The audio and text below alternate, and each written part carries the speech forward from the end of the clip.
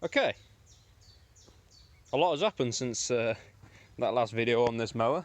Let's move the battery out of the way. So, yeah, the deck's now on. There you go, you can see what's happening in here. I don't even know where to start really. But the 3-point linkage is all set up now, ready to go. I haven't videoed it because it's been too hot. I've just been too pissed off with the heat. I just couldn't record. Now that it's nearly the end of the day, it's cooled down. Thought now's a good time to show it. So, yeah, you can see the arms there. They're just standard Cat 1 arms, I think, or whatever you can buy off eBay. I've had them for years, and I'm pretty sure the price I paid for them, I could have now bought the entire linkage for the same price, because they've obviously come down cheaper, but it doesn't matter. I've worked with what I've got. Linear actuators, they're absolutely brilliant. They are 6,000 Newton meters of pushing force, which is about 600 kilos pushing, and then they have about 400 kilos pulling, which in this configuration means 400 up to 600 down. Of course, with the amount of leverage that's going on between the point that's bolted on underneath the axle, down and where's the camera there? Down and and also sort out this puncher. But there ain't much more I can show you here. I'm sure I'll show you another video in a second anyway. Right. To do testing this, you can see what's going on.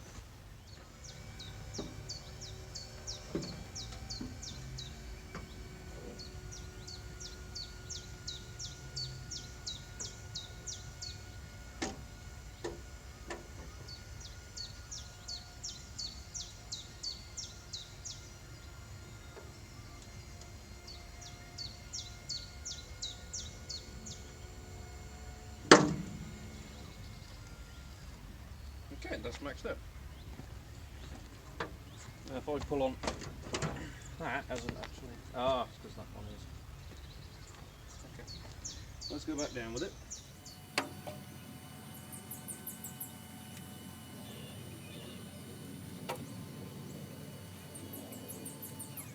So, I've just been to the garage. I've just sorted out these tyres. I've resealed them, new valves. They're now holding air. And, well, originally, I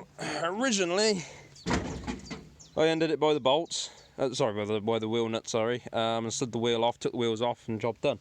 When I go put them back on, and I noticed that,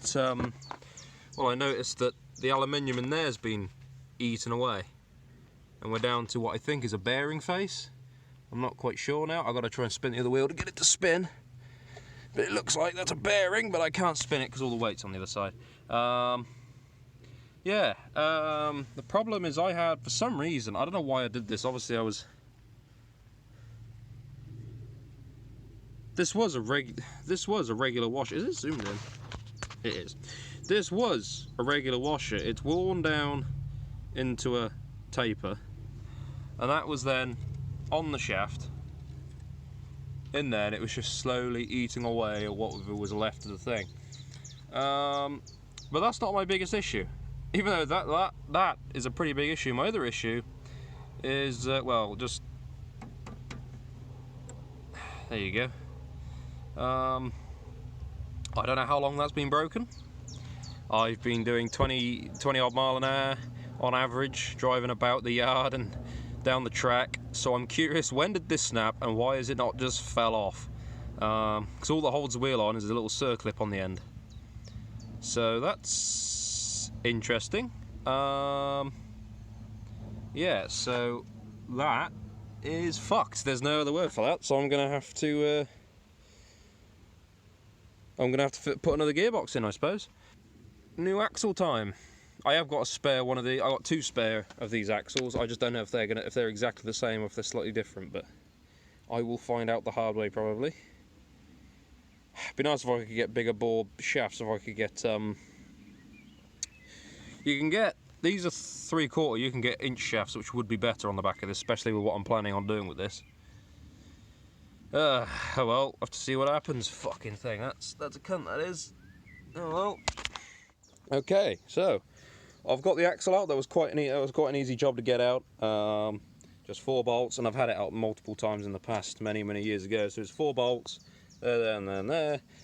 one nut on there, and then one last bolt on there, and then gear shifter rod and the brake rod, and it all slides off. Piece of piss. Now you can see one of the pulleys I've put on there to make it faster.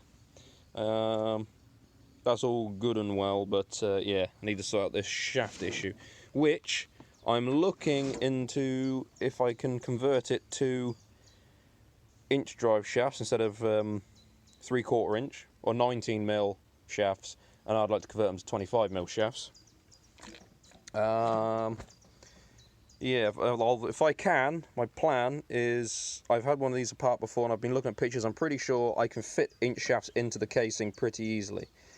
I'll have to bore out some of the holes just a little bit everywhere, but then I should be able to just run a solid shaft all the way through and just weld it to the crown gear, I think it's called. Just weld it straight through. It'd be locked, but it'd be a lot stronger axle. Or I can machine the ends down to slot inside of the diff gears and make it so it does still have a diff. Then of course the hubs, I'll just bore them out to 25mm and put a proper keyway into them instead of just a bolt. But yeah, that's what I'm planning on doing. I've took this one apart before because the circlips I had come off inside, so this ain't my first time pulling it apart. So that's the plan anyway. I've looked at there's a stronger peerless transmission. This one is an 801 transmission. I can't tell you the exact serial number because it's missing, but I know it's an 801 gearbox.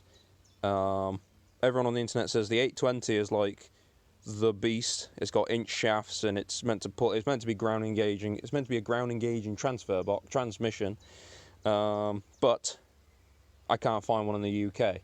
So unless one of you lot who are listening know where I can get one, but I doubt it, leave us a comment. But for my search, I think I'm going to have to just convert this into a bigger axle. That's all I can do, I think, because I can get another one of these axles, I can get another mower, but it's just going to do this again. I honestly, like I said before, don't know how it happened. I just pulled off the wheel and that was already broken. So that's the plan anyway. Make this into a stronger box. I think the gears are all the same internally, but I can't be sure. There's a bit up and down play, but I can sort that out when I'm in there. See if I can put a proper bearing in there as well. I was concerned about the shaft jumping up and down, but I mean, it's quite small, and I can probably just put new bronze bushes in there and it'll be fine. So that's the plan anyway. I will carry on videoing when I pull it apart or whatever's next going to be happening.